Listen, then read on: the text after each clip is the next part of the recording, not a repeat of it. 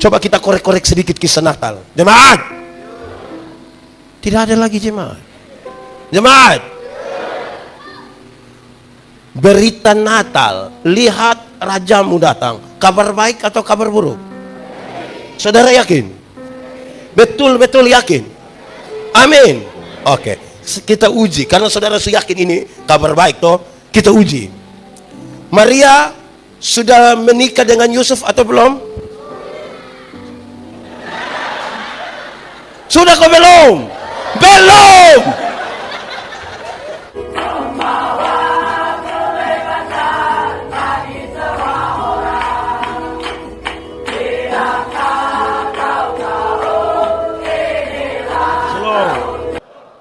Ada imam, ada orang Lewi, ada orang Samaria. Saudara rindu jadi orang yang mana? Mau jadi orang mana? Mau jadi orang Papua?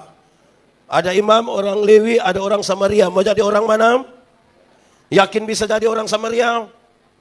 Yakin sekali atau yakin saja? Yakin betul-betul jadi orang Samaria, amin. Saya mau kasih tahu saudara, kalau saudara yakin ingin jadi orang Samaria, maka tiap hari harus duduk di antara jalan Yerusalem, Yeriko. Tunggu ada orang kena rampok, saudara tolong. Tunggu orang kena rampok, saudara tolong. Tunggu orang saudara rampok, saudara tolong. Bisa? Lama-lama tidak ada yang lagi kena rampok, saudara yang kena rampok. Mau? Ya, saudara-saudara, saya ingin mengajak kita melihat tema, lihat Rajamu datang dalam konteks pembacaan ini. Jemaat yang Tuhan Yesus kasih, saya mau kasih tahu kisah tentang orang Samaria yang murah hati dimulai dari sebuah pertanyaan yang luar biasa dari seorang ahli Taurat. Guru, apa yang harus saya perbuat untuk beroleh hidup yang kekal? Supaya perumpamaan itu dilihat sebagai salah satu jawaban untuk memberi jawab terhadap pertanyaan, apa yang harus saya perbuat untuk beroleh hidup yang kekal. Tuhan Yesus bilang begini, engkau kan ahli Taurat, apa yang kau baca di sana, apa yang tertulis di sana? Dia bilang, kasihilah Tuhan Allah dan kasihi sesama. Jawabmu itu benar, perbuatlah itu maka engkau akan hidup. Wah, ini bukan hal gampang. Hukum Taurat ada 10, dijabarkan jadi 613 pasal. Masih ada ribuan peraturan hidup setiap hari untuk mengasihi Tuhan, untuk mengasihi sesama. Mungkinkah ada yang bisa melakukan itu dengan baik? Jadi pergilah dan buatlah itu. Ini bukan persoalan gampang ini. Untuk membenarkan dirinya orang ini berkata, dan siapakah sesamaku? Manusia. Tuhan Yesus katakan perumpamaan ini. Adalah seorang turun dari Yerusalem ke Yeriko. Perjalanan ini sudah banyak yang ke Israel. Kok sudah ada kok? Sudah banyak kok belum? Ada yang mau pergi lagi? Yang pas perang-perang ini mau pergi sekarang? Oke. Perjalanan Yerusalem Yeriko, perjalanan kira-kira 30 km. Waktu itu berbatu-batu lepas, berbelok-belok, ada di 400 meter di bawah permukaan laut. Jadi kalau ada orang kena rampok di situ, tidak mungkin ada yang bisa tolong dia, tidak mungkin. Tapi tiba-tiba ada orang datang ke situ. Bukan saja dirampok, dipukul hampir mati. Dalam keadaan hampir mati, sekarat berdarah-darah itu, datanglah seorang imam. Ini imam tolong atau tidak? Ini imam tolong atau tidak? Ini imam orang baik atau tidak ini? Ini imam baik atau tidak ini? Dapat lihat orang susah tapi tidak tolong, ini orang baik atau tidak ini? Makanya saudara tidak mau jadi imam itu kan? Masa kok imam apa ada orang susah tidak tolong? Tapi saya mau kasih tahu saudara, jangan buru-buru bilang itu orang tidak baik. Imam di bait Allah itu banyak. Ada yang ditabiskan jadi imam, itu tidak melayani seumur hidup. Karena antriannya panjang sekali untuk pelayanan. Anggaplah saudara imam itu, anggaplah saudara imam itu. Apalagi kalau dia sentuh darah dari orang itu najis. Tidak boleh pelayanan ini. Saya mau tanya, kalau saudara imam itu mau pergi pelayanan di gereja, ada orang terluka di situ butuh pertolongan. Kalau saudara imam tolong atau tidak? Kuat sedikit. Kalau saudara imam tolong atau pelayanan? Tolong atau pelayanan? Tolong apa? Tolong itu orang bisa, amin. Kalau pendeta Yandi ya tergantung siapa yang dirampok. Kalau dia janda muda, pasti saya tolong, pasti. Saya yakin saya tolong, pasti. Tapi kalau dia nenek-nenek, mungkin saya akan bilang nenek, jangan-jangan ini maksud Tuhan juga ya. Tapi saudara kan tolong toh, saudara tolong toh, bisa toh. Mantap, tepuk tangan dulu bagi yang mau jadi Samaria. Setelah orang itu, imam itu, datanglah orang Lewi. Itu orang Lewi tolong atau tidak? Itu orang Lewi tolong atau tidak? Ini orang Lewi orang baik atau tidak ini? Orang baik atau tidak? Siapakah orang Lewi? Orang Lewi adalah saudara dari para imam. Suku-suku Israel itu dibagi. Ada satu suku Lewi, tugasnya adalah mengurus bait Allah. Aktivitas rohani orang-orang Israel itu sangat tinggi. Dan karena itu bait Allah harus diatur dengan baik. Sehingga suku ini dipisahkan. Kamu hanya cukup urus bait Allah supaya orang datang beribadah, orang datang melakukan aktivitas rohani, bisa menjalankannya dengan baik. Kalau saudara orang Lewi itu dalam perjalanan untuk urus bait Allah, ketemu orang yang harus ditolong karena terluka, saudara tolong atau tidak? Tolong atau tidak? Yakin? Baik. Orang di Jayapura ini orang baik-baik semua ini. Saya senang betul ini. Mantaplah, tepuk tangan untuk ini orang baik semua ini. Oke. Tapi kalau pendeta Yandi ya tergantung siapa yang dirampok lah. Tapi saudara, ketiga datanglah orang Samaria itu. Orang Samaria itu tolong atau tidak? Tolong atau tidak? Orang baik atau tidak itu? Makanya saudara mau jadi orang baik itu kan? Mantap. Tapi saya mau kasih tahu saudara, kata Samaria yang ditaruh pada orang ketiga itu dia pun titik persoalan. Kenapa? Karena orang Yahudi tidak bergaul dengan orang. Tuhan Yesus sementara berbicara terhadap seorang pemimpin agama Yahudi, yang sekarang Tuhan bilang ini orang Samaria datang tolong. Ini Samaria ini tidak bergaul, orang Yahudi tidak bergaul dengan orang Samaria. Padahal dari segi garis keturunan mereka satu darah itu. Mereka sama-sama adalah keturunan Yakub. Amin kok tidak? Tapi kenapa mereka bertengkar berkelahi? Jawabannya gampang saja. Karena soal politik. Karena soal apa? Setelah Salomo mati, dorang bertengkar. Siapa yang harus ganti Salomo? Anak kandung atau anak tiri? Ini berkelahi. Saya mau tanya, di Jayapura ada orang berkelahi soal politik? Dia juga ada di sini. Berarti dia turunan Samaria mungkin. Ini soal ini. Saudara-saudara, oleh karena perseteruan itu kakak adik ini bertengkar. Orang Samaria kalau pegang ini botol, orang Yahudi tidak pegang lagi. Karena apa? Nah, kalau orang Samaria duduk di ini kursi, orang Yahudi tidak mau duduk lagi. Karena apa? Nah, saya mau tanya, untuk tolong orang lain saudara sudah siap dibenci oleh orang? Kenapa suara turun? Kan saudara mau tolong orang ini, sudah siap. Saudara-saudara, dorang bertengkar berkelahi tidak terlalu lama. Waktu Tuhan Yesus kasih tahu ini perumpamaan, dorang baru bertengkar kira-kira 700 tahun. Cepat Di Jayapura sini ada kakak adik bertengkar berkelahi, yang dia punya adik bilang 7 turunan saya tidak kenal engkau, itu ada itu kalimat. Pernah dengar itu kalimat? Pernah dengar itu kalimat? Atau sendiri omong? Berarti kemungkinan dia orang mana? Oh, Samaria. Baik, sekarang jemaat. Di sini tidak ada jemaat. Ini tinggal kursi-kursi saja ini. Oke, kita mulai. Jemaat. Ada 7 hal yang dilakukan oleh orang Samaria ini. Saudara kan mau jadi orang Samaria, hitung-hitung dia jadi kok tidak dalam kaitan dengan nanti kita lihat tema sebentar dan prosesi Natal ini. Ada berapa hal tadi? Berapa hal? 1. Orang Samaria itu membersihkan luka-luka orang itu dengan anggur. Dengan apa? Alkohol yang ada pada anggur itu diharapkan dapat membersihkan itu luka-luka. Virus-virus don dimatikan semua. Rupa-rupanya ini orang Samaria jalan di mana-mana dia bawa. Di Jayapura sini ada yang kemana-mana bawa anggur. Ada kok? Itu Pak kok Ibu yang biasa dalam begini. Rupa-rupanya yang bawa anggur itu dia turunan. Oh mantap, berarti di Jayapura banyak ini yang turunan Samaria. Dia 1, dia membersihkan luka-luka orang itu dengan. Kedua, setelah luka-luka itu bersih, dia oles luka-luka orang itu dengan apa?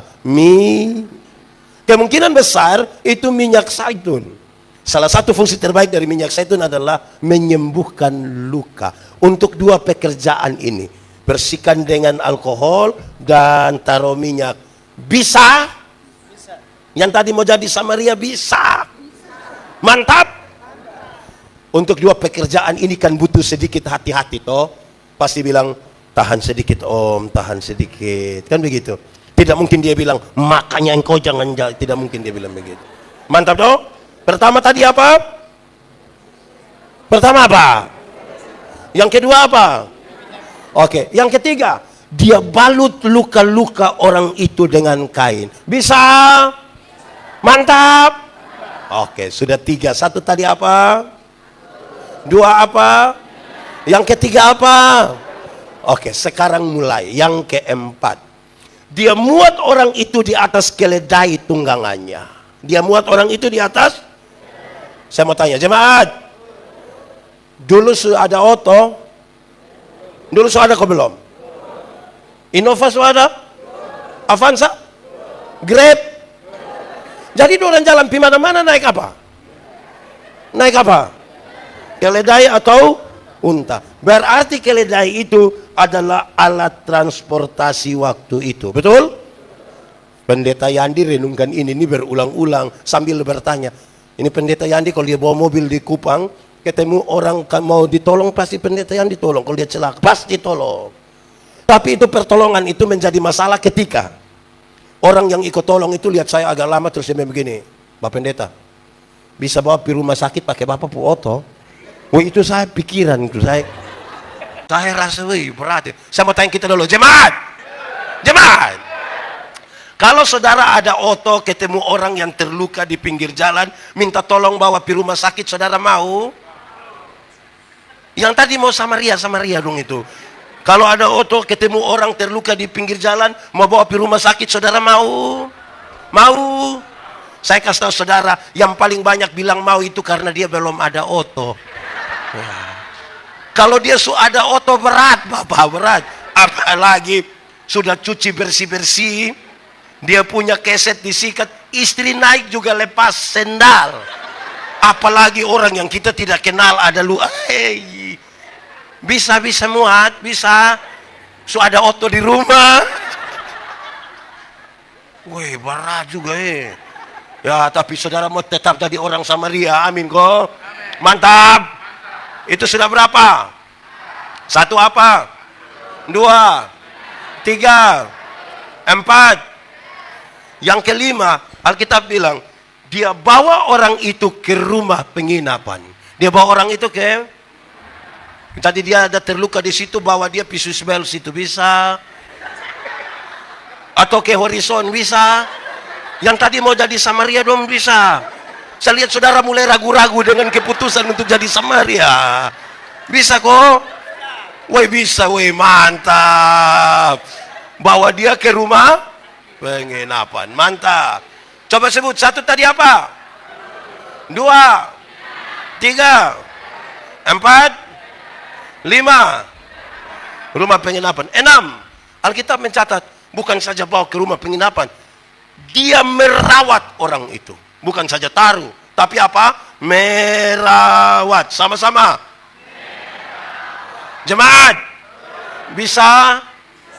Kalau merawat orang sakit, di sini sudah ada yang pernah rawat orang sakit? Masak bubur bisa? Siap air hangat bisa? Ketuk pintu terus bilang, Om, masih hidup? Bisa tanya? Bisa begitu? Bisa? Aman kok? Oke, sudah 6. 1 apa tadi? 2, 3, 4, 5, 6. Merawat. 7. Dia ambil uang 2 dinar. Berapa dinar? Dia berikan kepada pemilik penginapan itu. Jemaat. Jemaat cuma mati semua. Jemaat. Dulu orang kerja 1 hari dibayar 1 dinar. Kerja 1 hari dibayar. Berarti 2 dinar adalah upah kerja selama. Jemaat, uang kerja 2 hari bisa kasih orang susah. Yang kita pun uang dinas 2 hari bisa titip kasih orang susah, bisa? Bisa? Yang jawab bisa itu kan ini anak sekolah dong toh. Yang tidak ada uang, yang ini dong, ini tidak ada uang. Saudara, kita jangankan kasih orang miskin. Yang kasih di Tuhan kita pikiran.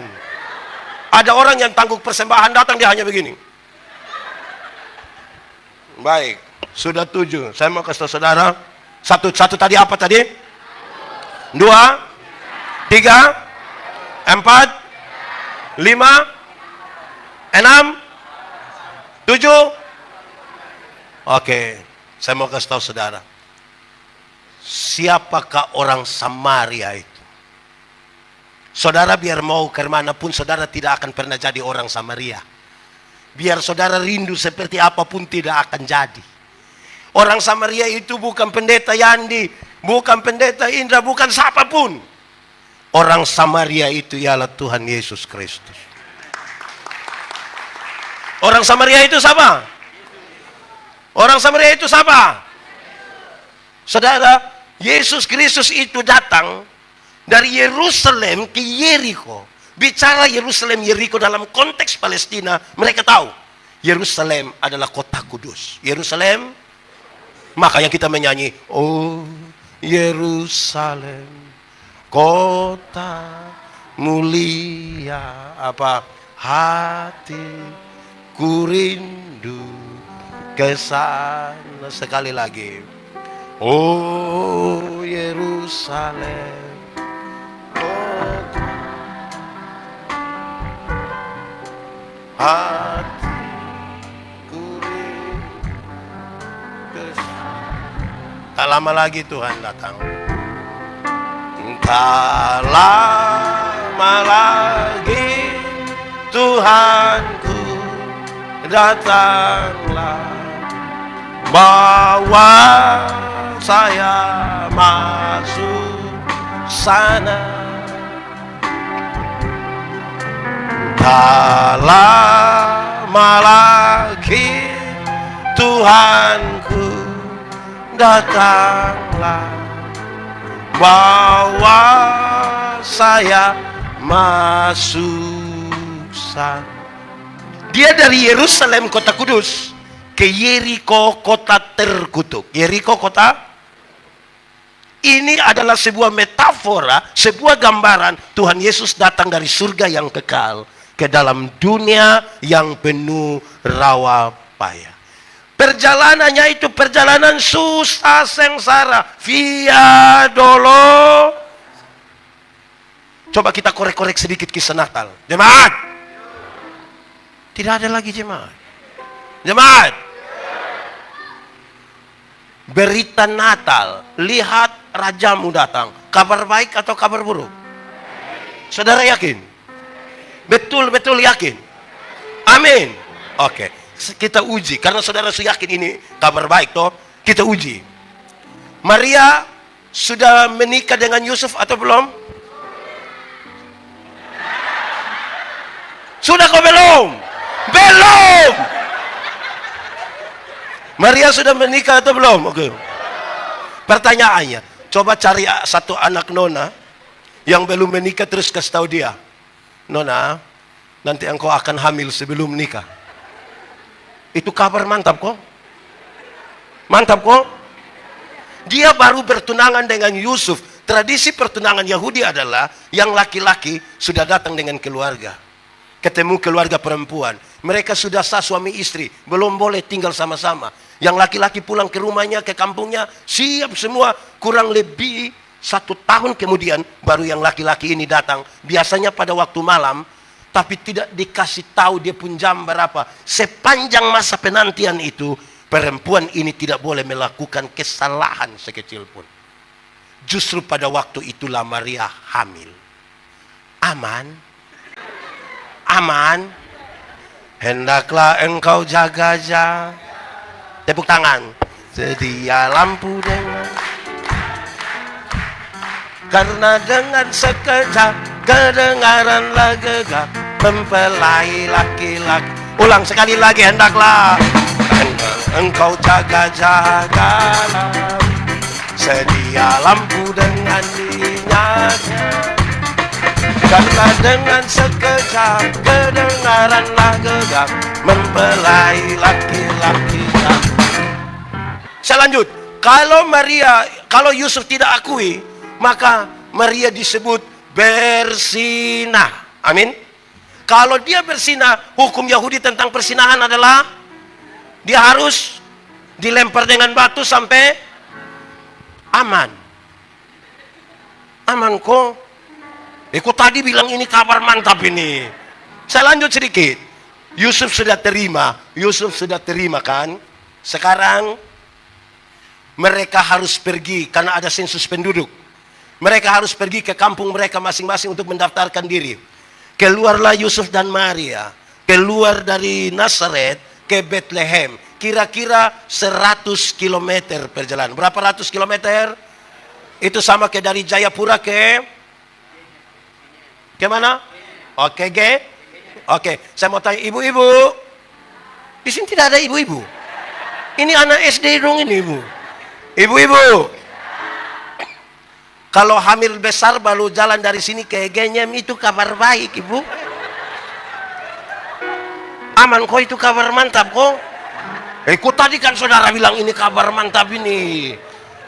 Dulu sudah ada oto. Jadi jalan 100 km orang naik apa? Oke, jalan naik keledai itu sama kayak naik Innova. Dia tagoyang-tagoyang kok tidak? Tagoyang kan? Sekarang coba tanya, ibu-ibu yang pernah hamil, kalau jalan hamil terus begini-begini, itu kabar baik, ibu. Bukankah waktu turun sampai tempat itu, kaki sudah bengkak-bengkak semua? Oke, jemaat. Perjalanan 100 km itu bukan perjalanan pelan-pelan. Itu sebuah perjalanan yang harus cepat. Pendeta, kenapa itu perjalanan mesti cepat? Ada dua alasan. Yang pertama, Maria sementara hamil besar. Dorang juga takut kalau sebentar melahirkan di pinggir jalan. Tapi yang kedua, kalau dorang segera mendaftarkan diri di sana, sebelum Maria melahirkan, maka hanya ada dua orang yang didaftarkan. Yaitu siapa dan siapa? Yusuf dan... Tapi kalau sebelum daftar, Yesus sudah dilahirkan, maka pendaftaran jadi berapa? Apakah hanya 3 orang? Itu aman? Tidak. Kenapa? Tambah pajak. 2 orang pajak agak murah. 3 orang tambah murah. Tambah. Yang ini wajib pajak di Jayapura ini aman semua. Motor-motor dong ada bayar dia pun. Saya lihat banyak yang tidak ada plat nomor itu. Ini wajib pajak semua ini. Ini memang terlalu ini. Oke, baik. Jemaat. Yusuf dia kerja apa ya? Dia kerja apa? Tukang kayu. Waktu dia pergi berbulan-bulan di sana, bahkan ada kira-kira 4 tahun menyinggir ke Mesir. Dia punya bengkel kayu, dia punya mobil air itu buka. Mobil air buka. Nah kalau tutup begitu ada pemasukan. Kabar baik. Itu kabar mantap. Kenapa suara hilang-hilang saudara ini? Saudara seperti mulai ragu jadi orang percaya ini. Jemaat. Saya mau tanya kita dulu, jemaat. Di Jayapura sini kalau ada Natal begitu orang siap kue di rumah. Beli baju baru ada. Oker-oker rumah kasih bersih itu ada. Nah misalnya kalau pulang suami ditanya oleh istri, yang papa, dorang di sebelah sudah oker rumah kita kapan? Menurut bapak itu kabar mantap. Mantap kok. Anak-anak don datang kasih tahu bilang, mama, untuk celana 1 tidak apa-apa tapi baju 3. Aman itu mama. Gitu kita. Itu aman kok. Kan kita biasa merayakan Natal toh. Biasa pas perayaan Natal karena banyak bikin kue, gula terigu turun harga. Oh naik, sekira di Jayapura turun. Terus mama bilang, anak, coba pitanya ini gula di sebelah, terus pi kasih tahu itu orang Cina bilang, kasih tahu mama bilang Natal jadi dia sudah naik 70.000. Jemaat. Bagaimana kabar-kabar buruk itu, kabar-kabar yang bahaya itu, kemudian dia menjadi kabar baik yang saudara bilang tadi. Dia berubah ketika Maria bilang begini, aku ini hamba Tuhan. Jadilah kepadaku menurut perkataan. Aku ini hamba Tuhan. Jadilah kepadaku menurut. Nanti sebenarnya kita bicara. Kenapa? Lihat rajamu datang. Kristus, Mesias. Itu sebutan untuk raja. Saya mau tanya saudara. Kalau Yesus juru selamat, saudara senang? Iya, karena dia mengampuni saudara. Tapi waktu dia raja, saudara senang? Ini pertanyaan berat. Kalau Yesus juru selamat, gampang semua orang kenal. senang. Kenapa? Diampuni, diampuni, diampuni. Tapi waktu raja datang, raja itu penguasa, memerintah. Jangan ini, jangan ini, jangan ini, jangan ini. Ikut. Banyak orang menyambut Yesus juru selamat, tapi tidak mau menyambut dia sebagai raja. Karena raja memerintah. Raja memerintah. Kalau juru selamat menebus, apapun mau kan? Utang orang bayar, senang kok tidak? Di sini ada yang urusan dengan petugas koperasi. Di Jayapura kenal petugas koperasi? Harian atau mingguan? Dua-dua ada. Ada yang bayar, senang? Tapi sekarang dia menjadi raja, pemimpin yang dia bilang, hendaklah, hendaklah, hendaklah. Janganlah, janganlah, janganlah. Mau? Kita senang dia jadi juru selamat, tapi tidak senang dia jadi raja. Karena raja memerintah. Banyak yang gaya sekali. Pak Pendeta saya kalau sekiri-kiri betul. Di sini ada yang ngomong-ngomong begitu. Itu siapa punya suami? Coba angkat tangan yang model-model. Kalau dia sudah kiri-kiri betul itu, dia tidak peduli dengan Kristus Raja kan? Oke. Aku ini hamba Tuhan. Saya tunduk ikut apa yang Raja mau. Baru kabar buruk itu berubah menjadi kabar baik. Hari itu dia mengambil keputusan. Mau kabar buruk jadi kabar baik itu ambil keputusan. Sama-sama, 1, 2, 3. Kasih tahu kawan di sebelah, 1, 2, 3. Jemaat. Satu hari manusia ambil keputusan antara 300 sampai 1500 kali keputusan. Berapa sampai berapa? Sampai? Itu semua berkonsekuensi ke masa depan. Bangun tidur. Mau turun tempat tidur atau tarik tambahkan panas. Itu keputusan. Bangun tidur. Mau berdoa dulu atau foto. Itu juga keputusan. Betul kok tidak? Betul kok tidak? Ini kenapa suami itu, istri itu. Kan ambil keputusan toh. Tidak mungkin saudara bilang, pendeta, saya betul-betul tidak tahu apa-apa. Saya tidur-tidur begini, sadar ibu di sebelah. Kan tidak mungkin. Saudara ambil keputusan. Amin kok? Nah, saudara lihat. Orang Samaria itu siapa? Orang Samaria itu siapa? Tuhan Yesus jalan dalam perjalanan Yerusalem, Yeriko. Di situ dia ketemu dengan orang yang dirampok sehabis-habisnya, dipukul hampir mati dan berdarah-darah. Yang telah ditinggalkan oleh imam dan orang Lewi. Siapakah orang yang dirampok itu? Mulai paham sekarang kita. Siapakah orang yang dirampok? Orang yang dirampok itu adalah pendeta Yandi. Orang yang dirampok itu adalah kita semua. Kita ini orang yang Tuhan Yesus temukan dalam perjalanan Yerusalem, Yeriko. Yang hampir mati di sana. Kita dirampok oleh apa? Dirampok oleh jangan cepat-cepat bilang iblis. Kadang-kadang iblis tidak tahu apa-apa. Kita saja yang bawa-bawa dia. Ada anekdot bilang begini, satu saat iblis minta ketemu Tuhan. Tuhan, yo ketemu dulu. Kayak bagaimana? Saya mau berhenti dari iblis lah. Kenapa lu mau berhenti? Manusia su ambil saya pun pekerjaan semua. Kenapa kau bilang begitu? Tuhan Yesus, yang korupsi itu manusia. Itu korupsi juga dong tidak bagi Tuhan di saya. Tapi dorang bilang itu saya pun pekerjaan. Tuhan Yesus, yang selingkuh itu manusia. Waktu dorang berjanji mau pergi di puncak apa sih itu lagi? Yang Jayapura City itu. Yang dong pergi malam-malam dong tidak ajak saya. Tapi dorang bilang itu siapa pun pekerjaan. Tuhan, lebih baik saya berhenti sah. Kasih ini pekerjaan di dong, sudah biar. Jemaat. Kita dirampok oleh kerakusan kita. Kita dirampok oleh egoisme kita. Jemaat. Waktu Hawa mau petik itu apa? Waktu dia mau petik itu barang, Tuhan lihat kok tidak? Lihat kok tidak? Nah, kenapa tidak pukul lepu tangan? Coba. Ada lihat kok tidak? Ada lihat kok tidak? Kenapa tidak pukul lepu tangan? Hawa tahu bahwa itu salah kok tidak? Tahu kok tidak? Nah kenapa kok? Kenapa? Jadi jangan cepat-cepat juga bilang iblis. Kita ini kadang-kadang bahaya kan? Hei, jemaat. Dalam kondisi sukar sulit itu tidak ada orang bisa tolong kita. Imam juga tidak bisa. Orang Lewi juga tidak bisa. Pendeta Yandi bisa, tidak bisa. Pak Pendeta Indra bisa, tidak bisa. Ketua Sinode bisa, tidak bisa. Saya punya pernyataan satu yang beberapa orang tidak suka, tapi saya omong terus, saya punya nah. Saya bilang begini, jemaat, masuk surga itu seperti PWC, tidak bisa diwakilkan.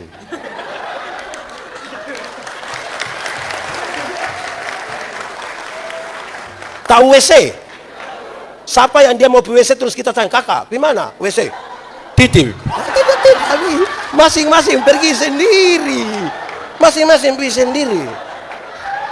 Betul kok tidak? Betul kok tidak? Imam dengan orang Lewi itu penunjuk jalan sama-sama.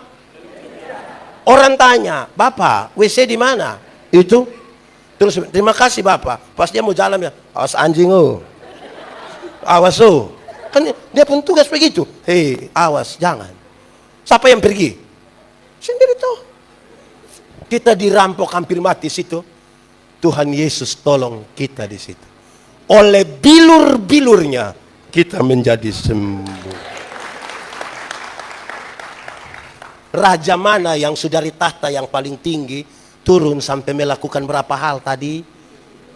Ada raja di ini dunia yang model begitu? Tidak ada. Orang baik itu satu orang yang dia bisa tolong. Kalau 30 orang, jemaat, kita ini pun hari baik itu terjadi biasa di 3 hari. Pasca Natal dengan mau pemilu. Itu orang baik itu, tiba-tiba baik. Bangun pagi-pagi ada nenek satu lewatin, nenek pi mana? Pi pasar. Buat apa? Jual kelapa. Nenek duduk. Nenek minum apa? Terserah ibu, terserah ibu. Nenek bilang, teh, kopi, bir atau wine? Nenek bilang sudah, saya bir saja, saya bir. Kita kasih bir, nenek minum 2 botol, terus kita ambil uang nenek. Hari baik jadi ini bayar uang kelapa. Hari baik jadi ada beras sedikit, gula, kopi, minyak goreng. Terus kita tanya, nenek tinggal di mana? Nenek sebut 5 km dari sini. 5 km di mana? Ke pelabuhan. Ya. Terus kita tanya, nenek pulang dari apa? Jalan kaki. Jangan. Grab. Nenek pulang dengan Grab. 3 hari kemudian itu nenek datang kembali. Suami yang lihat, suami bilang, Mama, kenapa? Kau pun nenek ada datang. Itu baru 1 nenek. Apalagi 30 nenek. Saudara bisa jadi orang Samaria di itu 30 nenek. Bisa. Jadi manusia jangan bilang dia mau bisa. Hanya Tuhan Yesus yang ketemu 1 nenek, habis 1 nenek lagi. Itu nenek pun suami, itu nenek pun adik ipar pun sepupu. Betul kok tidak? Ini jangankan orang lain. Kita pun saudara sendiri yang minggu lalu dia datang. Habis 3 hari lah dia datang, kan kita suami istri sudah bertengkar. Ini yang datang lupung keluarga semua. Jadi ini bapak ini kita pelihara untuk lupung keluarga saja. Kan itu dia pun di Jayapura pernah terjadi begitu. Pernah juga. Itu baru 1 keluarga. Kok ke mana nenek? Oke. Orang yang dirampok itu siapa? Kita sudah. Kamu juga yang baju hijau di luar itu kamu. Kamu juga itu yang dirampok hampir mati. Kamu ini. Terus setelah Tuhan sembuhkan kita di situ, raja ini sembuhkan kita di situ. Dia bawa kita ke rumah penginapan. Dia bawa kita ke mana? Ke mana? Apakah rumah penginapan itu?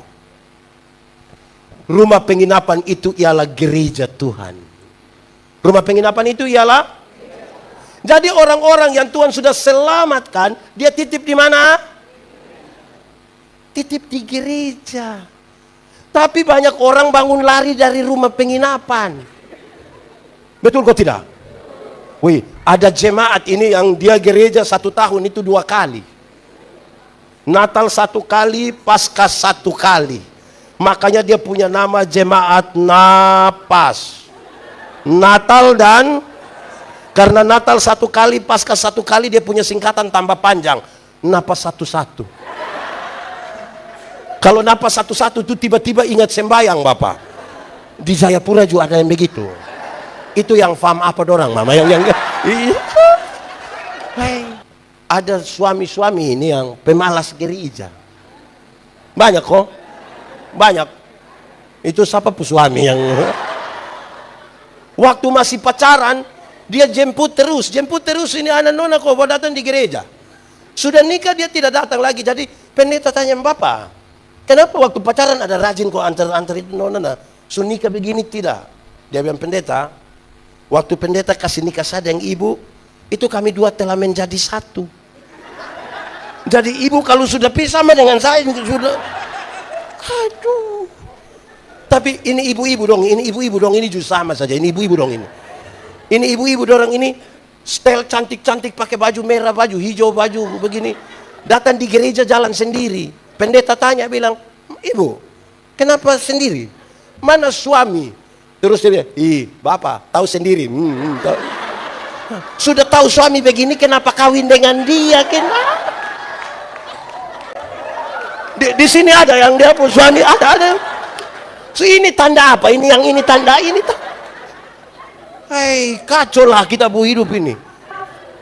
Hei, aneh-aneh ini. Betul kok tidak? Jemaat. Ibu-ibu. Tadi siapa yang dia datang suami hanya antar saja. Terus kasih tahu bilang kalau sudah habis nah WA aku saya jemput.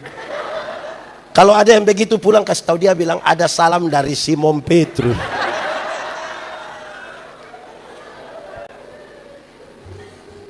Jemaat. Rajin-rajin sedikit pergi gereja kok. Bisa kok? Karena Tuhan selamatkan kita dalam perjalanan Yerusalem Yeriko itu, dia titip kita di mana? Ada yang sudah rajin gereja, tapi ini hari gereja di GKI, besok di GK apa di sini? GP, lusa di GBI, tula di Pentakosta ini tuh. Ini orang dia hanya kerja terputar-terputar. Nanti dia mati baru kita pusing, tidak tahu ini orang dia gereja di mana. Di Jayapura sini ada yang begitu. Kalau dia sudah begitu pasti yang salah pendeta sudah. Pendeta orang tidak tahu mau layani orang dong kok tidak. Coba diam-diam di itu gereja dulu, diam-diam di situ. Jemaat. Waktu Tuhan Yesus titip kita di situ, dia titip kosong-kosong. Tidak. Dia ambil uang berapa dinar? Artinya ada 2 kali lipat yang dia kasih. Dia bilang begini, pendeta, urus sebaik-baiknya dia. Jika nanti engkau belanjakan lebih, aku akan menggantikannya ketika aku kembali. Dia pun pesan bilang begini, gereja yang mengurus sehabis-habisnya, jemaat yang Tuhan titipkan kepadanya, gereja itu diberkati. Tapi kalau gereja tidak mengurus sehabis-habisnya, orang-orang yang Tuhan titipkan di situ, gereja itu tidak diberkati.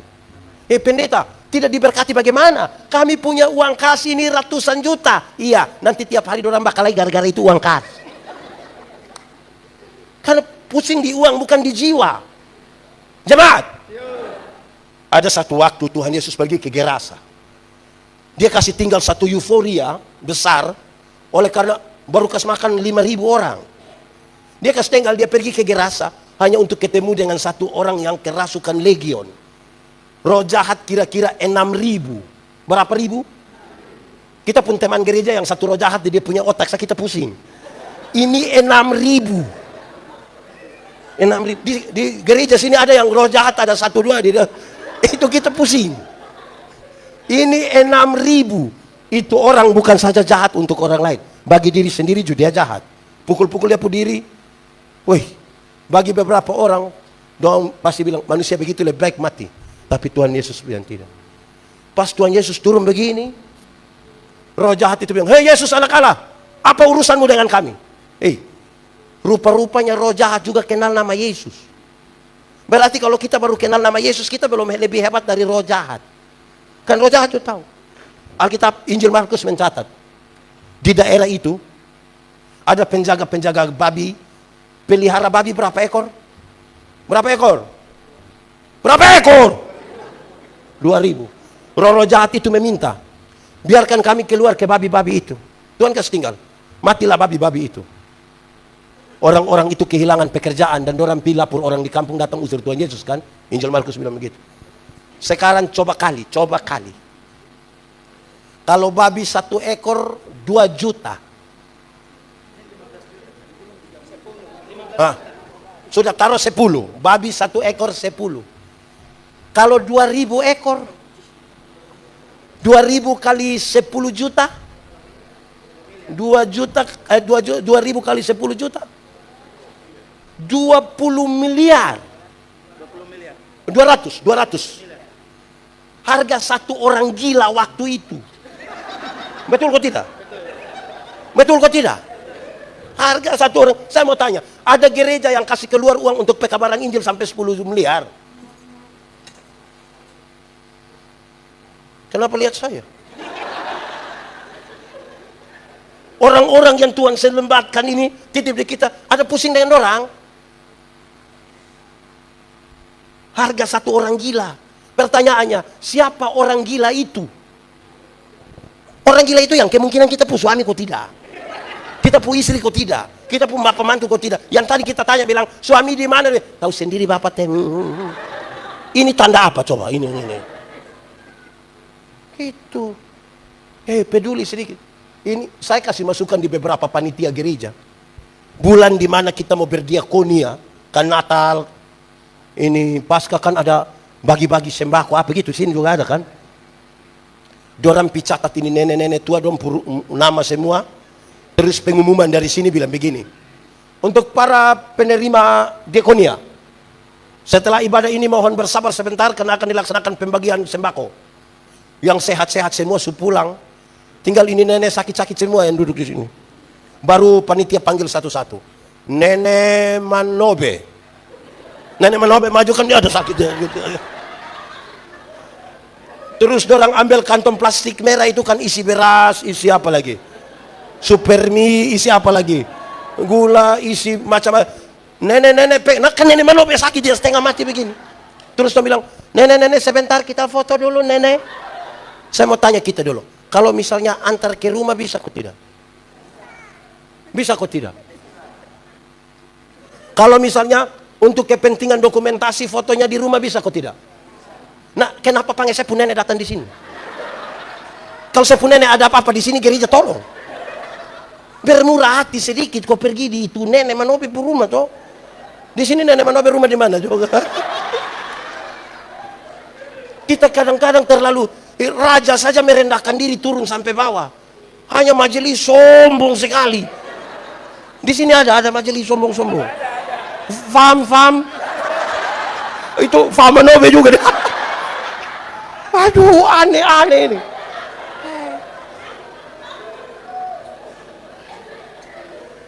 Saudara, makanya saya waktu renungkan, lihat rajamu datang. Ini raja pun cara datang ini. Ini dia baru RT sombong. Kadang-kadang dia pun istri juga ikut sombong. Yang RT dia pun suami tapi suruh panggil dia mama RT ya. Di sini ada yang ada. Bapak tua RT kok tidak. Aduh. Yang kepala sekolah dia punya suami tapi suruh panggil dia mama kepsek. Lama-lama dia tanda tangan rapor kok bikin kacau gitu. Stop lah, tidak. Stop sombong-sombong itu. Tuhan yang raja di atas segala raja saja dia tunduk ke bawah. Ini dia raja kecil anak saja gaya minta ampun. Di Jayapura sini ada yang begitu kok, yang jabatan kecil anak tapi dia rasa dunia dia pun nenek moyang pun semua. Tunggu sedikit. Baik, jemaat. Saudara lihat, saya ada tambah waktu sedikit boleh toh? Itu untuk kamu yang hijau juga, teh. Kamu ini yang camat kampung baik, tapi kampung sombong ini lebih dari kamu. Kamu stop, eh. Jemaat. Setelah hal-hal itu, Tuhan Yesus balik lihat kepada itu ahli Taurat. Dia bilang, menurut pendapatmu, siapa sesama manusia dari 3 orang? Siapa? Dari orang yang dirampok sehabis-habis. Itu pertanyaan, itu jawaban gampang. Gampang sekali. Kok itu orang juga jawab gampang toh. Tapi itu pertanyaan itu yang menjungkir balikan cara berpikir ahli Taurat ini. Kenapa? Saudara, ahli Taurat itu kan orang Yahudi. Saya mau kasih tahu, mama ini ada umur berapa, Ma? 5. Orang Yahudi pun anak umur 5 tahun hafal 10 hukum Taurat. Umur 5 tahun. Bukan kayak kita, kok besok mau nikah dulu bertanya yang hukum ke-6 apa dulu. Dalam 5 tahun hafal. Umur 10 tahun hafal 613 bab penjabaran dari hukum Taurat.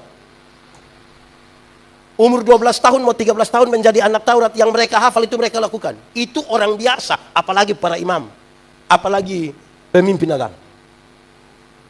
Bagi mereka, apalagi ada pernyataan keselamatan datang dari Yahudi. Maka bagi orang ahli Taurat dan orang-orang Yahudi waktu itu, dengan melakukan perbuatan-perbuatan baik itu, lurus-lurus mereka masuk surga. Mereka tidak butuh lagi orang Samaria itu. Bagi orang, dengan melakukan kebaikan, bisa ini, bisa itu, bisa surga lurus. Masih pentingkah itu orang Samaria bagi orang-orang yang begini? Orang Samaria itu. Maka Tuhan Yesus tanya, siapa sesama manusia dari itu yang tidak ada pilihan lain selain dia bilang orang Samaria. Jemaat, saya mau kasih tahu kita. Itu pertanyaan untuk mengukur. Seberapa jauh engkau berjalan bersama-sama dengan dia yang engkau akui dia sebagai raja. Engkau akan menyembah Tuhan sebagai raja. Dia raja. Engkau adalah hamba. Berapa kali engkau tiap hari bicara tentang Tuhan, belum tentu tiap hari hidup sebagai anak-anak Tuhan. Pendeta Yandi ini pun jadwal terlalu banyak. Apakah dia sebagai anak Tuhan? Belum tentu. Dia bisa jadi aktivis rohani saja. Ada orang yang dia terlalu banyak hadir di ibadah, maha hadir. Senin hadir, Selasa hadir, Rabu hadir, semua dia hadir habis. Tapi apakah dia menempatkan diri sebagai anak Tuhan? Belum tentu. Belum tentu. Contoh-contoh ringan saja. Saya suka contoh-contoh. Dia itu tiap hari omong nama Tuhan, tiap hari sedikit-sedikit bilang darah Yesus berkuasa. Tuhan Yesus tolong. Yesus ajaib. Tapi pengakuan dia bukan pada Tuhan. Pengakuan dia pada iblis. Jalan malam-malam kau lihat pohon beringin satu tak goyang, dia bilang, "Pak, itu." Wih, dari dulu, itu pohon. Di Jayapura juga ada yang begitu. Yang lihat pohon beringin tak goyang, setan ada di situ, itu ada. Padahal tiap hari sebut nama Tuhan ini. Ada yang tiap hari sebut nama Tuhan, melayani keliling dunia. Sakit sedikit, pasti tetangga yang bikin. Suanggi, tetangga yang, "Pak, itu nenek itu." Kalau dia semakan siripinang, kau, nah kok itu nenek penerima diakonia. Yang tadi dia tak goyang begini, dia mau suanggi siapa? Kita di sini juga ada yang begitu. Mengaku anak Tuhan, tapi mulut mengaku Tuhan, sikap bukan pengakuan pada Tuhan. Ini pendeta Yandi jalan-jalan, orang telepon, "Pendeta, di mana?" Di jalan ini. Singgah dulu di rumah sakit. Kenapa? Bayi kah, nenek kah, kakak kah, istri kah ada sakit. Oke. Pas kita sampai dia bilang, pendeta dah datang, jadi diam kok, kita doa dulu. Diam, kita doa dulu. Pendeta doa habis. Langsung dia bilang, "Pendeta, ini obat." Nah kalau itu obat sebegini, saya doa supaya kenapa? Jadi kita doa itu hanya sekedar ngomong-ngomong saja. Pengakuan kita pada obat, pada orang dan bukan pada Tuhan. Lalu saudara bilang, lihat, raja datang. Raja berkuasa memerintah. Tapi kita pengakuan tidak padanya. Nah, saudara lihat. Ini orang Yahudi ini, Tuhan Yesus tanya, dia mau ukur dia begini. Seberapa jauh engkau berjalan dengan Tuhan? Saya mau kasih tahu. Pakai tua pentia, semakin dia berjalan jauh dengan Tuhan, dia semakin menemukan bahwa dirinya bukan siapa-siapa. Bukan siapa-siapa. Saya pakai contoh. Jemaat, pernah ke pantai? Pantai mana? Pergi dengan siapa? Pergi dengan siapa? Kamu buat apa di itu pantai? Tidak ada air di rumah, jadi kamu mandi di pantai. Kita kalau pergi ke pantai, air kan hanya sampai betis kan. Karena air hanya sampai betis, pergi rame-rame macam itu, anak kecilong itu, kita bisa tendang air. Karena hanya di pinggir. Betul kok tidak? Di pinggir pantai kita bisa foto-foto. Foto saya dulu. Pinggir pantai. Coba masuk 500 meter ke dalam. Perahu sudah mau tenggelam baru bilang, "Hei, perahu sudah mau tenggelam, foto saya dulu." Foto. Yang gaya-gaya itu dia berjalan-jalan di mana? Pinggir. Belum jalan jauh. Baru di mana? Di Jayapura sini ada yang begitu. Saudara lihat di Kupang itu ada satu simpai pelat, bukan simpai, dia sudah empat, jadi dia pun nama apa? Yang kempo-kempurung itu. Dan empat itu dia jalan diam-diam saya begini. Yang 2 minggu lalu baru pernah latihan, ini dia jalan begini Bapak. Tiang listrik juga baru di Jayapura sini ada Bapak, ada. Itu orang dong ada di sini kok tidak Bapak. Jemaat. Pernah jalan kaki kok tidak? Kemana? Kemana coba? Kemana? Oke. Orang jalan kaki bisa, tapi jaraknya dekat. Karena jarak dekat, kekuatan full ada pada kita. Orang tidak butuh, Tuhan pun mungkin kita tidak butuh. Karena kekuatan full ada pada kita. Ibu-ibu bisa pakai high heels tinggi begini, haken itu tinggi begitu. Dan kekuatan, tapi jaraknya dekat. Coba jalan lebih jauh. Naik ojek, pernah? Kemana? Naik ojek, baru itu ojek lari dari sini ke pelabuhan. Dia gas kencang, pasti yang di belakang akan korek itu yang bawa motor bilang, "Adik, ya pelan sedikit." Kenapa? Mama pun dada tidak bisa. Terus ini anak ojek bilang, "Tidak bisa Mama." Kenapa? Mama hanya bayar 5.000. 5.000 kenapa? 5.000 tidak pakai rem Mama. 10.000 dulu baru rem ada. Tapi poinnya jelas, makin jauh berjalan, kita mulai ada rasa takut. Yang gaya-gaya itu baru jalan di mana? Pinggir, belum jauh. Lebih jauh lagi, naik bis. Pernah naik bis? Coba sebut satu tempat yang dia pun jalan bolak-belok begini, ada jurang di sini, di mana? Di mana? Jerman. Kalau pernah naik duduk di depan, di samping sopir pernah? Pernah kok tidak pas belok-belok sopir belum injak rem, kamu yang angkat kaki injak begini? Makin jauh berjalan kita bukan sapa-sapa.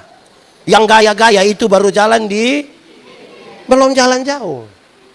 Lebih jauh lagi, naik kapal laut. Pernah? Kapal feri pernah?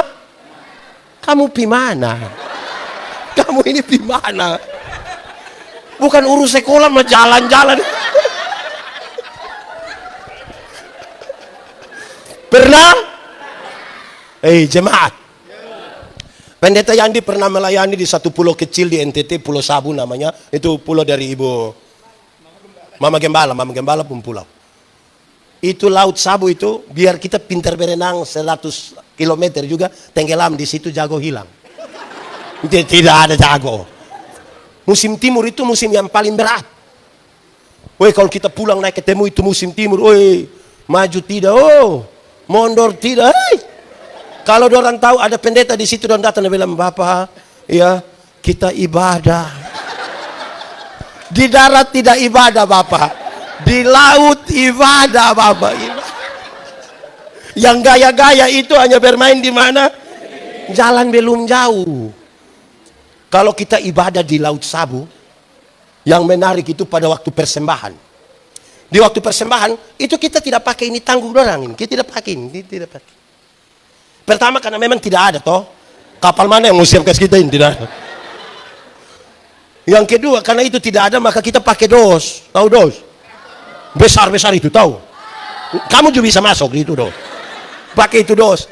Itu menarik. Pas persembahan kok, itu dos mau datang. Pas sampai sini, isi tangan begini, dapat berapa saja semua langsung masuk di dos. Tidak lewat otak. Dia beda kalau ibadah di darat. Beda kok tidak? Beda, termasuk yang sebentar. Itu beda jauh. Beda. Kita ibadah di darat itu, kalau kita ibadah di darat, petugas persembahan itu datang, kita isi tangan di dalam saku begini, macam kayak agak lama. Sudah lama lagi kita mata kayak putar 2-3 kali begini. Itu mata macam kayak ada firasat begitu. Terus kita ambil ini persembahan, kita isi begini, yang petugas sudah lewat baru kita kaget. Aduh, kenapa? Saya isi yang merah tadi. Jemaat, ada yang biasa hari Minggu datang gereja dia singgah di kios. Itu dia singgah buat apa? Tukar uang. Itu dia tukar kas besar. Hai kita ini yang gaya-gaya itu bermain di mana? Ada satu orang tua, dia isi persembahan itu dia isi begini. Dia lipat putang. Pas dia isi saya bilang, "Bapak, kenapa isi persembahan sampai taruh tangan begitu?"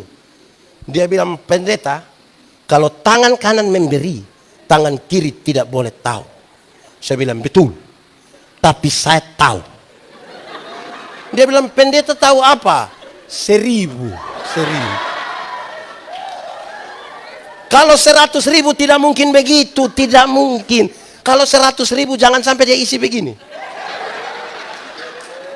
Sudah begini lagi pakai sengaja batuk lagi.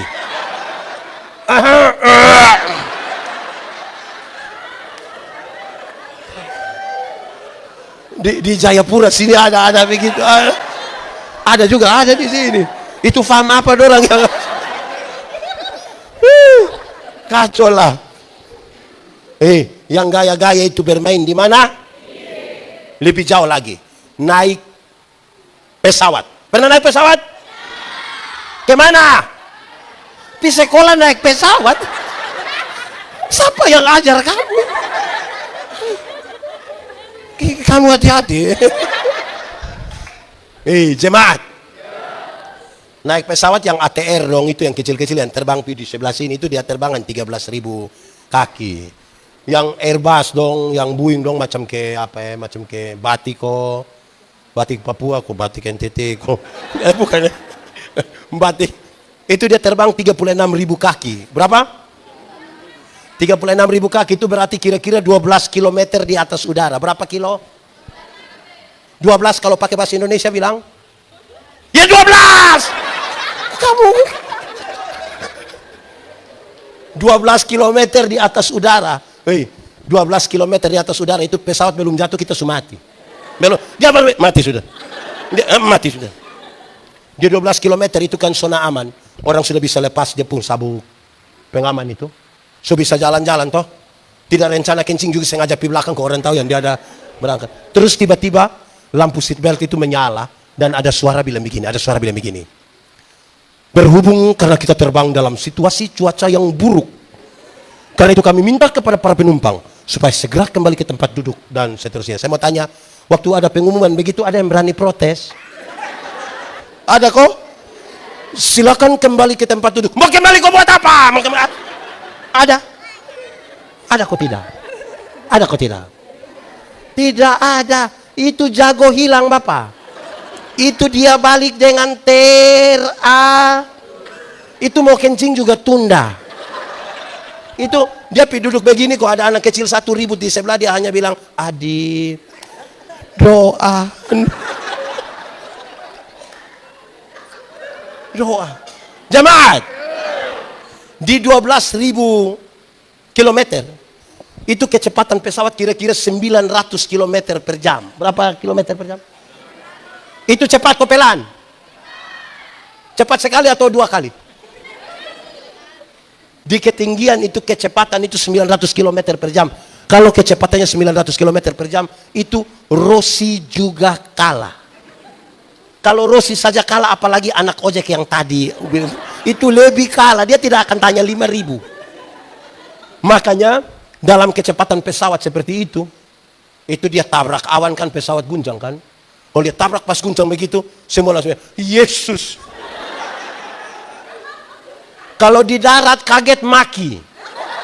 Saya belum pernah dengar orang maki di atas pesawat, belum pernah. Di sini ada yang tukang maki, ada yang biasa mah. Ibu-ibu kok kumpul uang, beli kasih dia tiket suruh berangkat. Pas hujan-hujan, itu saya yakin pulang langsung ada menara doa di rumah. Hei jemaat, yang jago-jago itu hanya bermain di mana? Jalan belum jauh. Betul kok tidak? Betul apa? Dia yang tukang bamaki itu stop, berhenti. Bamaki ialah mengeluarkan barang-barang yang tidak perlu dikeluarkan. Itu barang don diam-diam di situ, kita ngomong dia supaya kenapa? Kalau ada anak kecil maki tanpa kita setuju kita masih bisa mengerti. Karena itu anak tidak mengerti kan? Anak kecil ini kalau dia mandi habis, biar dia pun bapak dan dia pun mama pun tamu ada juga, dia bisa keluar tidak pakai apa, dia bisa keluar kok belum. Betul kok tidak? Karena dia tidak mengerti, betul kok tidak? Tapi coba dia pun bapak coba. Coba bapak tua mandi habis, ibu-ibu ada latihan paduan suara di situ, baru bapak tua keluar. Hai besti, hai, jadi stop sudah. Ini kadang-kadang kita bapak-bapak ini gaya sekali. Kita bapak-bapak ini sedikit-sedikit bilang, saya kalau sudah A, saya kalau sudah B. Jemaat, yang AB itu anak TK. Coba lihat, tahu TK aku tidak? Coba pagi-pagi itu TK dengar itu anak dong hafal huruf. Dan dia bilang, A, B, BA dibaca. Jadi sebentar kalau pulang, terus bapak di rumah bilang, saya kalau su AA, saya kalau su BB, tanya bapak tua, bapak TK di. Jangan, tidak boleh itu sesat itu, tidak boleh itu.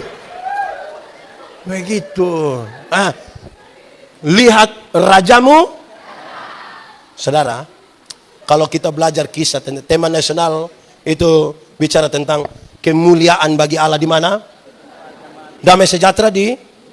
Saya mau bicara dua hal di sini. Satu, surga lebih baik atau dunia lebih baik? Yakin? Yakin sekali atau yakin saja? Berarti surga lebih baik dari dunia. Amin. Kalau begitu siapa mau pergi sekarang? Ini anak dong ini. Kamu mau tinggal di tempat baik atau tidak baik? Mau pergi sekarang?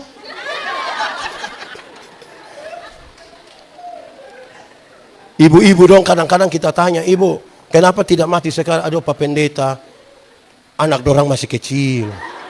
Belum lagi dia pun bapak model begitu lagi.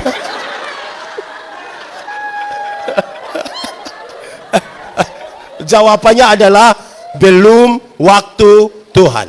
Sama-sama, 1, 2, 3. Jemaat, karena belum waktu Tuhan saya pergi ke surga yang lebih baik dari dunia.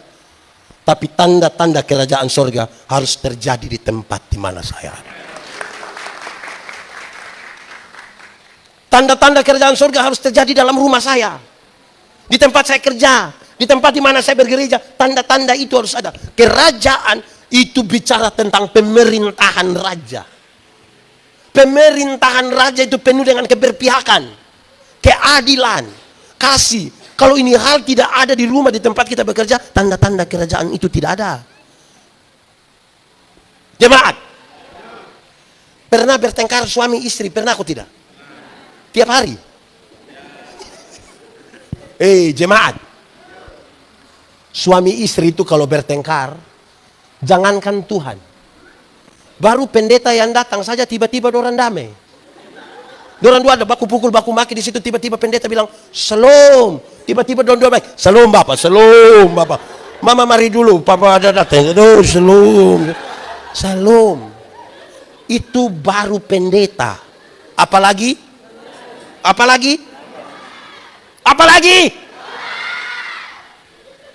Jemaat. Kalau Tuhan ada dekat-dekat dengan kita, memerintah atas kita, setiap kali suami terlalu marah mau tampar dia pu istri, dia bilang, untung baik Tuhan ada. Kalau tidak mama mati. Untung baik ada. Di sini ada suami biasa pukul istri, atau saya balik pertanyaannya. Ibu-ibu yang biasa kena pukul dari suami, coba angkat tangan. Jangan, jangan. Angkat tangan pulang kena pukul ulang, sahabat-sahabat tanggung jawab. Pemerintahan raja. Aku anak raja.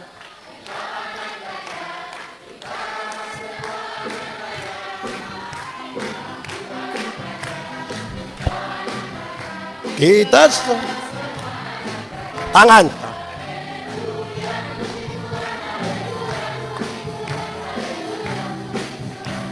Haleluya.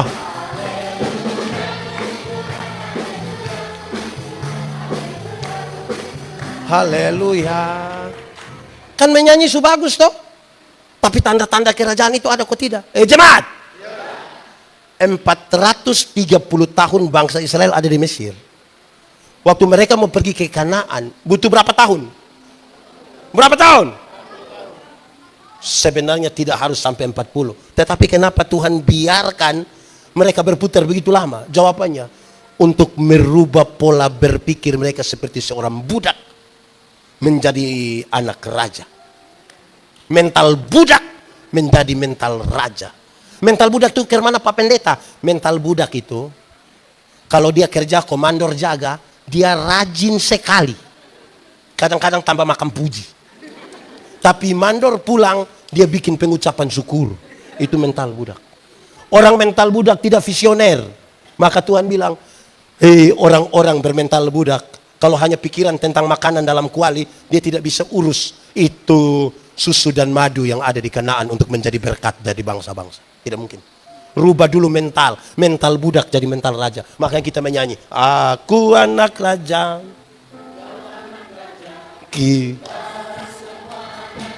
Lebih kuat.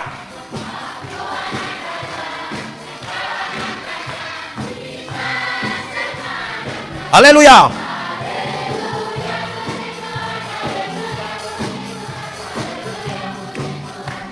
Lebih kuat. Haleluya.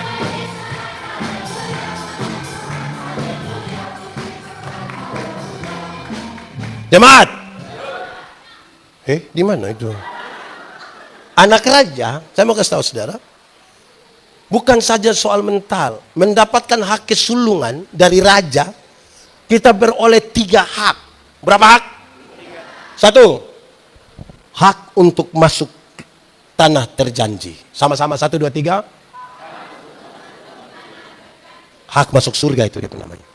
Yang kedua, hak untuk beribadah kepada Tuhan. Apa? Jadi beribadah itu hak, bukan kewajiban. Banyak orang masih melihat ibadah sebagai kewajiban, bukan hak.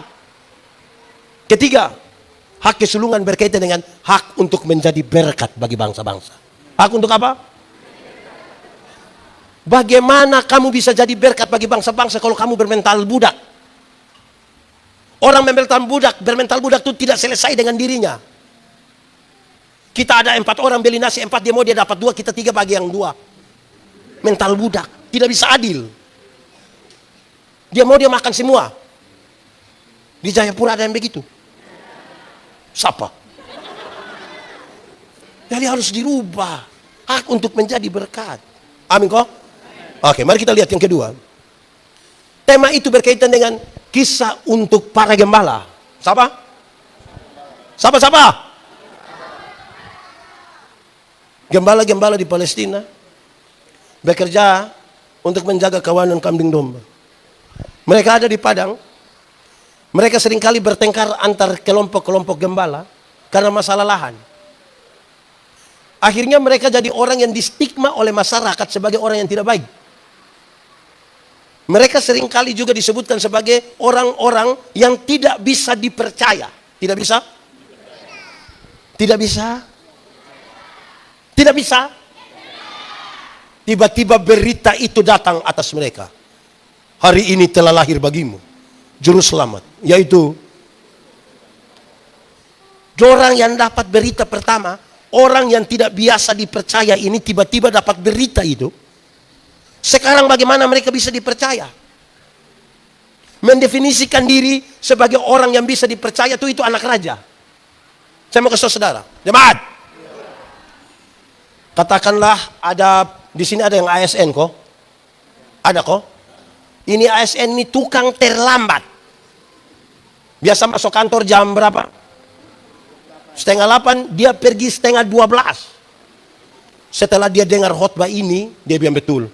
Kita mengaku pengikut Yesus ini mesti harus berubah. Mulai Senin itu dia masuk 7:30. Menurut saudara teman-teman di kantor langsung percaya? Bisa langsung percaya? Bukankah teman-teman akan bilang, aham. Jemaat,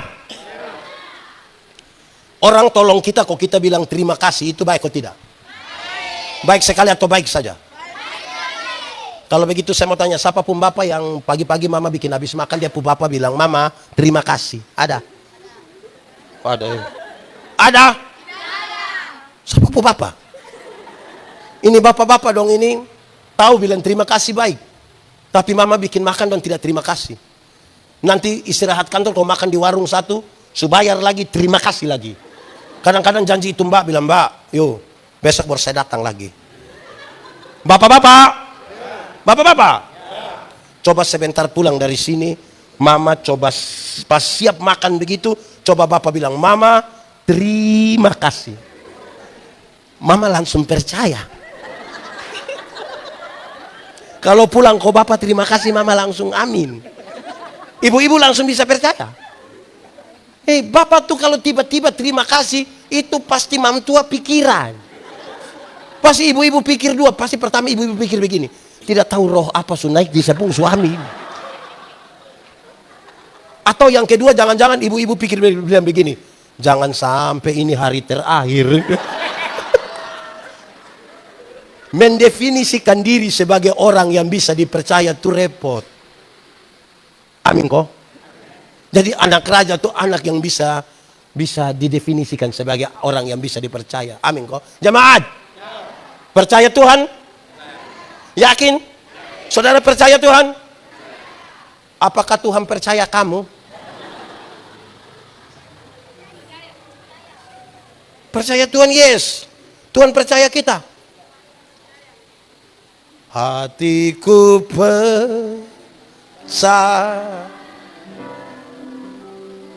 hatiku percaya, hatiku percaya, selalu ku percaya. Sama-sama semuanya.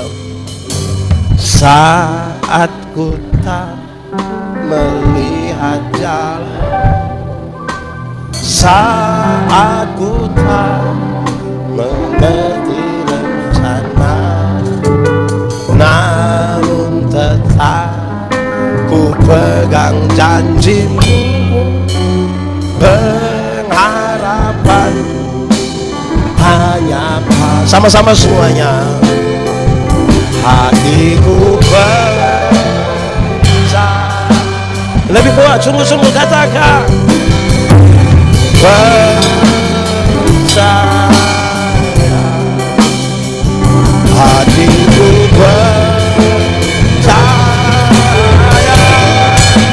Selalu ku percaya. Mari lebih lagi, semuanya boleh sambil angkat tangan, nanti kami percaya. Hati kami percaya, percaya,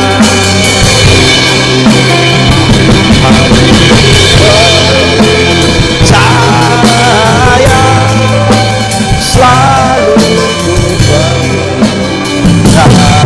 selalu ku percaya, selalu ku percaya. Sekali lagi lebih sungguh katakan, selalu ku percaya. Jadi saudara katakan saudara paling percaya Tuhan, harus definisikan diri sebagai orang yang dipercaya. Kenapa? Waktu kita mati, kita meninggalkan apa yang menjadi cara pandang orang tentang kita. Stigma. Contoh pendeta Yandi mati, orang bilang, pendeta yang kepala botak itu, yang lucu-lucu itu. Ada orang baik dia mati, aduh itu bapak terlalu baik. Oh itu orang terlalu baik. Nah bayangkan kalau selama hidup kita biasa bungkus-bungkus makanan di pesta. Waktu kita mati orang bilang apa coba? Oh itu ibu yang biasa bungkus-bungkus makanan. Aduh, di sini ada ibu-ibu bungkus makanan. Jadi definisikan kita pun diri itu sebagai orang yang benar begitu toh. Lihat rajamu datang. Atau pakai logat-logat Alor, logat-logat Papua sedikit. Raja sudah datang jadi? Raja sudah datang jadi? Ya toh? Raja sudah datang kok belum? Sudah toh? Jadi. Raja sudah datang jadi? Nah, itu harus jadi pertanyaan buat kita. Natal. Bertengkar dengan suami, istri. Tidak pernah lihat orang tua. Orang tua hidup, orang tidak pernah urus. Tidak pernah kirim beras sedikit. Orang tua mati baru dia bawa babi besar satu. Itu juga utang.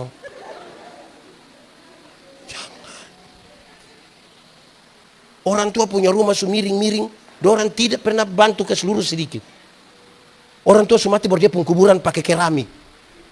Pakai gambar Yesus lagi, baru tulis Immanuel. Jemaat. Orang tua masih hidup itu beli kasih dia jas kok dia pakai. Bukan dia hidup dia pakai yuken. Mati kita beli jas. Beli kasih dia sepatu kok dia pakai. Orang tua masih hidup ini dia jalan kaki tidak pakai sendal, dia pujari dong sampai terbuka begini. Pas mati dong beli sepatu. Nah sepatu mana mau masuk di jari yang begini? Akhirnya tidak bisa kasih masuk dong, kasih duduk sebegini. Yang sepatu begini dong tidak kasih pakai, begini dia mau naik begini ke. Hai jemaat. Sekarang saudara lihat kisah tentang orang Samaria itu menolong kita lihat bahwa oleh karena kasih dan kemurahannya yang besar, dia yang raja di atas segala raja mau turun bagi kita. Saudara tahu kenapa kandang domba menjadi pusat? Karena manusia kalau disebut sebagai budak, dia bukan manusia, dia harganya sama dengan binatang. Ketika Yesus bilang, aku tidak lagi menyebut kamu hamba, binatang, budak, aku menyebut kamu sahabat. Dia menarik kita dari tempat yang paling hina itu, sejajar duduk di atas sesuatu itu. Raja yang menarik kita kembali untuk menjadi orang-orang yang kembali kepada hakikat yang sungguh. Saya suka tanya orang yang begini, ada anak sekolah minggu tanya saya, pendeta, kalau manusia mati itu jelas masuk surga atau masuk surga atau, tapi kalau ayam mati dia masuk di mana? Ayam mati masuk di mana? Masuk di mana? Di mana? Kalau dia mati di hutan juga tetap. Hei jemaat. Tuhan Allah cipta manusia itu beda dengan binatang. Ayam diberikan satu kehidupan saja. Berapa kehidupan? Tapi manusia diberikan 3 kehidupan sekaligus. Satu, manusia diberi tubuh yang hidup. Diberi apa? Tubuh yang hidup ini, dulu kita pun berat badan hanya 37. Sekarang 73. Karena tubuh kita hidup. Dulu kita pakai celana nomor 27 tidak ada masalah karena perut rata. Sekarang perut macam ada 3. Satu di sini. Satu. Itu tubuh hidup. Kalau begitu kita belum beda dengan ayam. Kedua, ini tidak ada di ayam. Manusia diberikan jiwa yang hidup. Diberikan apa? Jiwa yang hidup itu manusia diberi akal dan perasaan. Perjumpaan antara akal dan perasaan membentuk karakter manusia. Ayam itu ada otak tapi tidak pakai otak. Makanya tidak ada sekolah ayam. Ayam itu ada hati. Betul atau tidak? Dia punya nama? Hati ayam. Tapi ayam tidak pakai perasaan. Makanya ayam tidak pernah bilang cinta. Yang ketiga, manusia diberi roh yang hidup. Diberi apa? Roh itu yang menghubungkan manusia berdosa ini dengan Tuhan Allah. Roh itu yang membuat manusia gelisah kalau dia tidak berdoa pada Tuhan. Roh itu yang mendorong manusia mencari Tuhan. Tubuh yang hidup, jiwa yang hidup, roh yang hidup, berhenti di situ. Tidak, tambah lagi.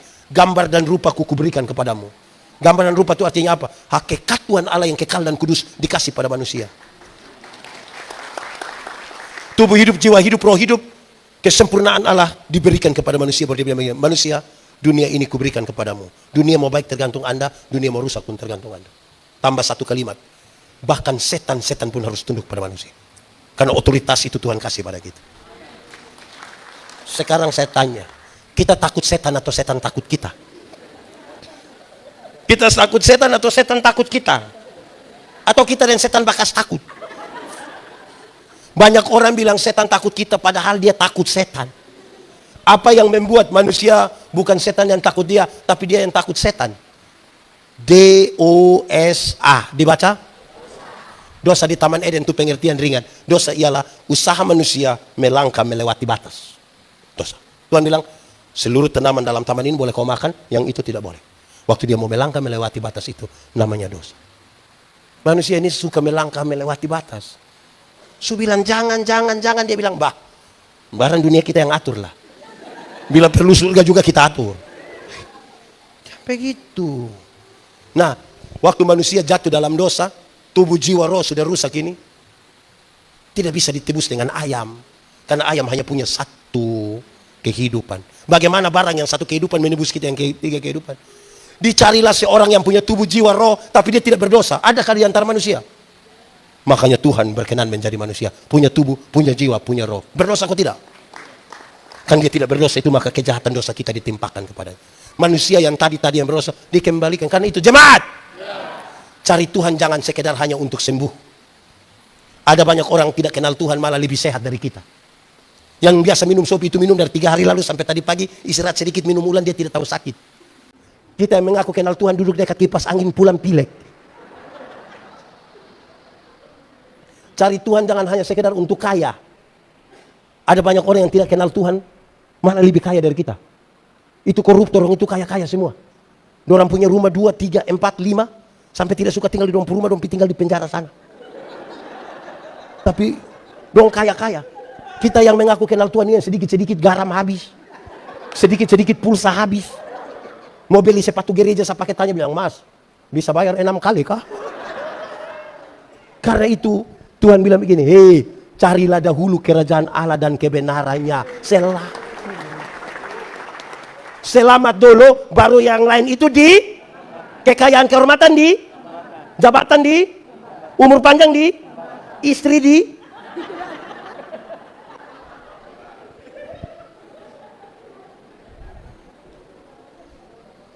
Jadi begitu, cari Tuhan untuk itu. Kan untuk itulah dia datang. Saya mau tutup khotbah ini. Jemaat, kenapa buah kelapa jatuh ke bawah bukan ke atas? Kamu sekolah? Oh, saya kira libur. Kenapa buah kelapa jatuh ke bawah bukan ke atas? Karena apa coba? Lu ngomong jangan hanya tunjuk begini. Enggak ya? Itu jawaban kalau ujian betul. Tapi ada hal yang lebih penting. Kenapa buah kelapa jatuh ke bawah bukan ke atas? Karena yang makan ada duduk di bawah. Tuhan cipta itu buah kelapa dong mendahului manusia. Manusia itu diciptakan terakhir supaya tinggal menikmati semuanya toh. Tapi bayangkan kalau seandainya Tuhan lupa menciptakan gaya gravitasi sampai semua kelapa jatuh ke atas. Kamu mati semua. Jadi Natal adalah sebuah peristiwa Tuhan mengingat umatnya. Sama-sama 1, 2, 3. Tuhan mengingat. Kasih tahu kawan di sebelah 1, 2, 3. Hei pendeta, tidak ada tulis tanggal 25 Desember di Alkitab. Kenapa kamu rayakan? Saya mau kasih tahu saudara demi nama Tuhan. Tidak perlu tulis tanggal itu. 25 Desember berdasarkan seluruh catatan hanya untuk mengatakan supaya semua orang yang mengaku percaya kepada Tuhan Yesus ada satu hari satu dunia ini merayakan bersama-sama. Kesepakatan bersama. Tapi kelahiran dia masing-masing kasih jawab sendiri. Pendeta Yandi, kapan Yesus lahir di hatimu? Kapan Yesus lahir? Kapan Yesus lahir? Kapan Yesus lahir? Kapan Yesus lahir? Untuk apa kita datang di sini menangis 25 Desember atau 26 Desember kita gila kembali? Yesus tinggal di sini. Betul kok tidak? Pendeta Yandi, Bukankah tradisi kuno yang dipakai? Natal itu adalah kemenangan dewa matahari. Woi, saya mau kasih saudara. Kemenangan dewa matahari itu bukan yang sesungguhnya. Dalam teologi kontekstual kita mengatakan begini. Mereka percaya pada dewa matahari. Tapi kita mau bilang begini. Terang yang sesungguhnya telah datang ke dunia. Terang itu bukan matahari. Terang yang sesungguhnya itu bukan bulan. Terang yang sesungguhnya adalah pencipta matahari. Matahari, bulan, dan bintang-bintang akan berlalu, tapi kasihnya tidak akan berlalu. Dan saudara tahu, supaya apa? Supaya mereka yang tinggal di dalam kegelapan. Kegelapan dalam Alkitab berarti mereka yang tinggal di dalam dosa. Keluar dari kegelapan, masuk ke dalam terangnya yang ajaib. Makanya kita ada bakar ini, lilin ini sebagai terang. Amin kok.